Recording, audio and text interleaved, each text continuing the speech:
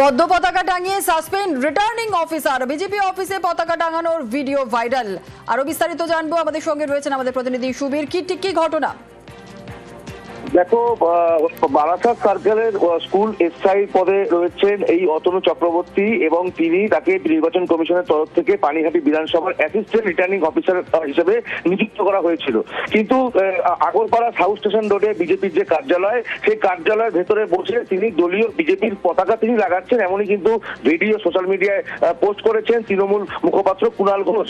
এবং সেই তৃণমূল নেতৃত্ব যে পোস্ট করেছেন, সেই জায়গা থেকে কিন্তু যখন এই বিষয়টি নির্বাচন কমিশনের কাছে তৃণমূল নেতৃত্ব অভিযোগ করে যে এই যে তার যে বিজেপির কার্যালয়ে যে পতাকা বাঁধার ছবি দেখা যাচ্ছে, পক্ষপাতিত্ব অভিযোগ করে কিন্তু তৃণমূল কংগ্রেস নেতৃত্ব। এবং সেই অভিযোগের ভিত্তিতে নির্বাচন কমিশন কিন্তু গতকাল এই অতনু চক্রবর্তীকে সাসপেন্ড করেছে এবং পাশাপাশি সাসপেন্ড করার পাশাপাশি বিভাগীয় তদন্তের কিন্তু নির্দেশ দিয়েছে নির্বাচন কমিশন।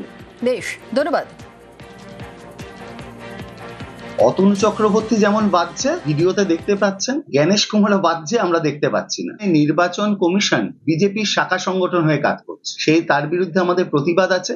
সামগ্রিকভাবে নির্বাচনটাকে প্রহসনে পরিণত করার যে প্রচেষ্টা বিজেপি জ্ঞানেশ কুমারের সহায়তায় নির্বাচন কমিশনকে দিয়ে করেছে, তার প্রতিফলন এটা। আমরা যেমন বলছি আমাদের 294টা কেন্দ্রে প্রার্থীর নাম মমতা বন্দ্যোপাধ্যায়, বিজেপি বলছে বিজেপির 294টা কেন্দ্রে প্রার্থীর নাম জ্ঞানেশ কুমার।